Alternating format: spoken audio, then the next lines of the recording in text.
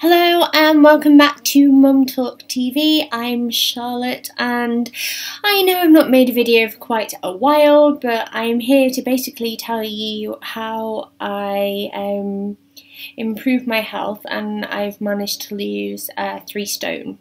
So stay watching if you would like to find out more. So before I start, I think it's kind of good to have a little bit of background because I'm talking about weight and health, and that's a really touchy subject. At least it was for me anyway, and it still is now. When I was at my largest, I was struggling to fit into 20s sometimes, to be honest, so size 20. I have very vivid memories of going to places like Primark, and I would try and squeeze into things and it just wasn't happening, mainly on my bottom half and my arms, which well, I don't have that problem so much anymore, but I used to go into shops and I got to the stage where I would pick up a 20 and I know that that would be the only thing that would fit, but I refused to buy it. I refused to take a 20 home with me because then I would be a size 20 and I didn't want to relate to that. I thought that 18 was alright because 16's the average. At least in terms of sizing for women in the UK. So I thought, okay, that I can cope with that. I'm just a bit bigger than average. But getting into those, higher figures just made me feel so bad about myself. I was really unhappy. My relationship with William's dad was breaking down and I started a new job and I just felt disgusting.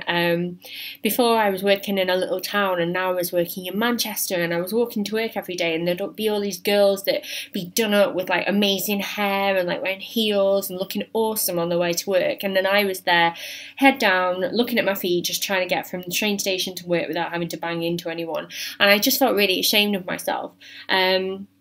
And then as my relationship with William's dad ended, I realised I actually had quite a soft spot for one of my colleagues, which was obviously Mark, who's my other half now. Now, if you've seen Mark on Instagram or Twitter or Facebook or even my blog, you'll know that, well, he's a babe, let's face it. He's a babe. He's gorgeous and he's lovely and he's just the most perfect person in the world to me. And I felt like, why is this person interested in me? I wasn't in a good state back then. I obviously had what people would term baggage because I was a single mum. And I really wanted to get my confidence back and show him the person that I really was, but I didn't feel like I could do that in the size that I was. So I started to diet. So it was really around this time last year that January 2014, that I really started trying. Prior to that, I tried the 30-day shred, which I did 30 days consecutively, which did help. But I was doing absolutely nothing about my diet, and I'd had a really terrible Christmas. I had a new start, and I wanted to find myself again. I'd gone through a lot of change and I just wanted to feel better. So I started making some changes. And since then, I'd lost a little bit of weight prior to that. So altogether, I'd lost about now over 3 stone. So I've taken myself from pretty much a size 20, but a closet size 20, to a size 14. And I still can't quite get my head around that. It's the weirdest thing in the world, and I'm still at that stage where I look in the mirror and the person that you see right now I am still not quite identifying with, because I see someone completely different, and I'm going to show you a before and after photo, so I will insert that here.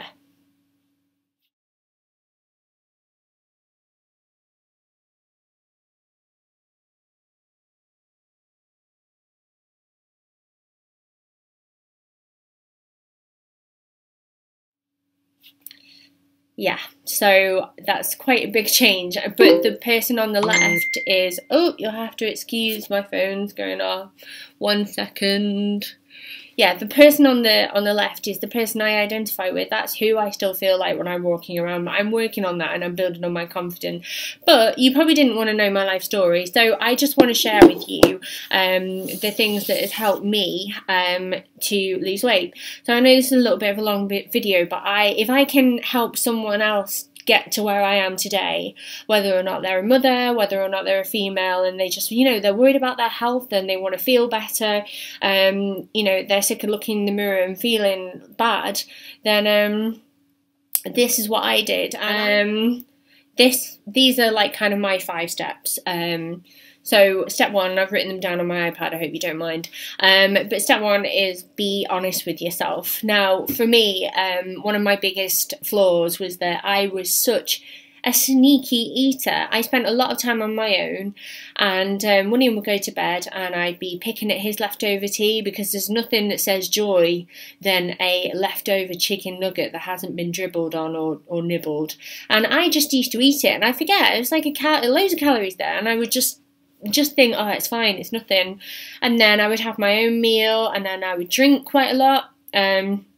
I'll be honest, like I would have a drink most nights, and I would eat chocolate, and I would get takeaways quite a lot, and you know, it'd be all of the butter, all of the cream, all of the carbs, barely any fruit or vegetables half the time, and I just thought that was fine. I thought I was invincible, and it wasn't until I actually took a step back and realised what I was putting into my mouth at a very alarming speed, that I realised that that was where my flaw was, and that was probably the hardest part for me, was admitting to myself that I was really greedy. And you know, not just that I had a little treat now and again, I was living off treats. My 5 a day was Mars bars. It was, you know, and it was, I had to be honest with myself. And the thing is with weight loss is that, you know, you can, like me, I used to see people lost weight and I'd be like, what's your secret? What's the secret? What have you done? What have you eaten? What have you been doing with yourself? Have you taken anything special?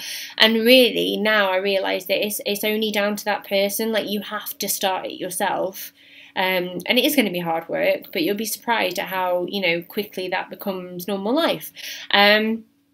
Which like leads me on to number 2, which is learn about food.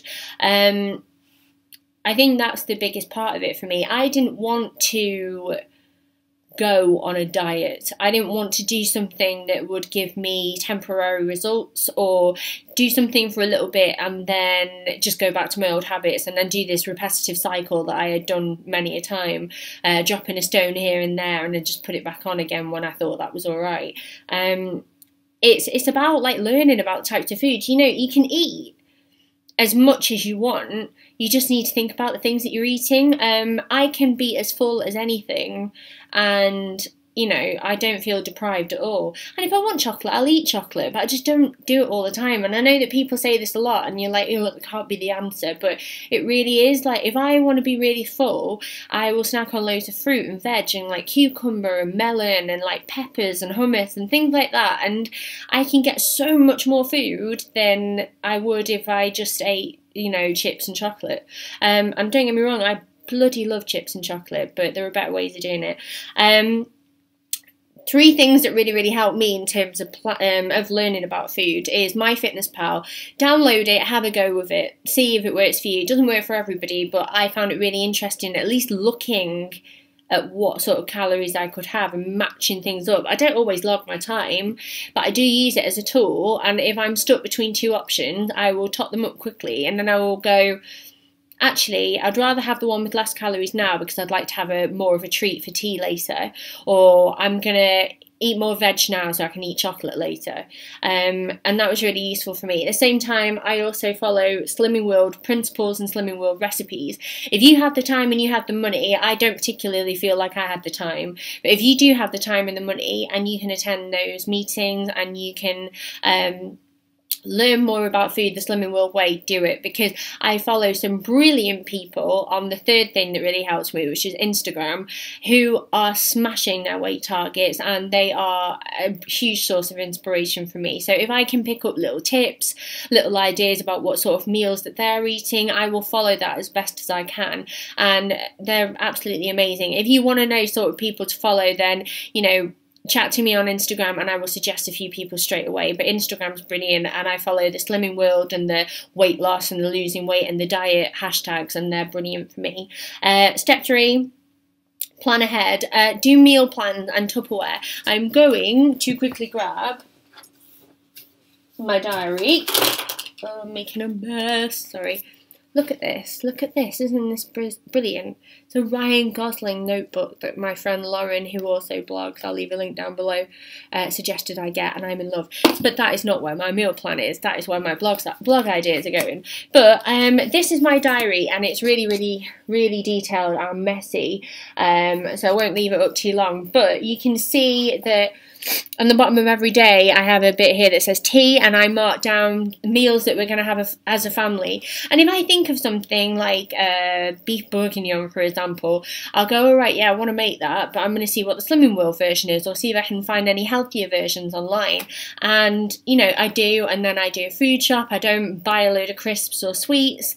I stock up on loads of fruit and loads of veg, and it's just really helpful. And then at the same time, Tupperware is going to be your best friend. If you can, you know, plan your lunches if you're at work, like I am. I take most of my food to work now with me, so I will plan my lunches and I will plan my breakfast. For breakfast, for an example of what I might have, is I might have porridge and some fruit, and then I drink like pints of juice, like cordial and water, throughout the day.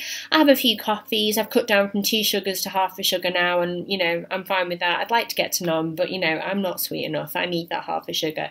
And yeah, and then for lunch, I will take in like some slices of ham, some cucumbers, some tomatoes. A cheese string or a Baby Bell is always a nice little fix of cheese, so you feel like you're getting a treat. But a cheese string, I think, is 61 calories, which isn't too bad. And then I take a yogurt and some fruit, and I'm really full on that. And it really does get me through the day. And I keep drinking all the time and keep making sure that I don't mistake my hunger for, you know, thirst or anything like that. And then, yeah, so, and then in the evening I will have like loads of veg. I always take my plate and make sure that half of it has got veg on it. Preferably green vegetables, you know, not starchy vegetables like, you know, potatoes and things like that, because they're not quite as good. And then the fourth point is keep busy and active. You know, I don't actually do that much exercise, and people find that really shocking, but, you know, I work full time. I blog pretty much almost every day when I can. I have a home to think about. I have a 2-year-old, I have 2 cats, and I have to cram all my chores into a weekend. I don't stop moving half the time, and I keep busy, because when I'm bored, I eat. I love sitting on the sofa that's over there and filling my face with chocolate sometimes, and I do, but it's very rare. So keep busy and keep active. Don't just sit there. And if you're, you know, if you're keeping busy, you're also burning calories, and you're also stopping yourself from reaching into the fridge for something because you just fancy something to eat. And then my last one is make it a lifestyle.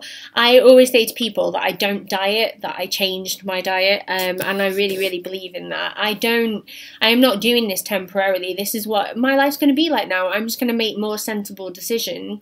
I don't, you know, I don't ever see myself going back to ordering takeaways like twice a week and drinking all the time. I only drink really if I have like a glass of like Prosecco, which is my favourite. If you ever want to take me for a drink, buy me a glass of that. And I'm going to have a glass of that in a bit actually, because it's Friday night and I'm on my own.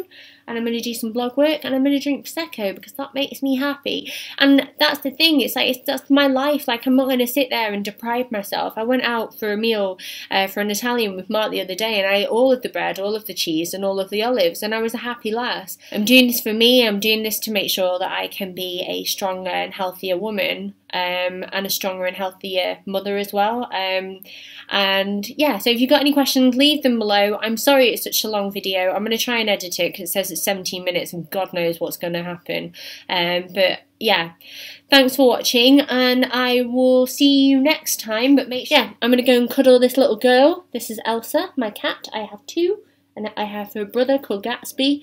I don't know where he is. She doesn't always look this terrified, by the way. She does love me. Yeah, I'm going to go and drink Prosecco, do some blog work, and cuddle this cat. So thank you so much for watching, and I'll see you next time. Bye!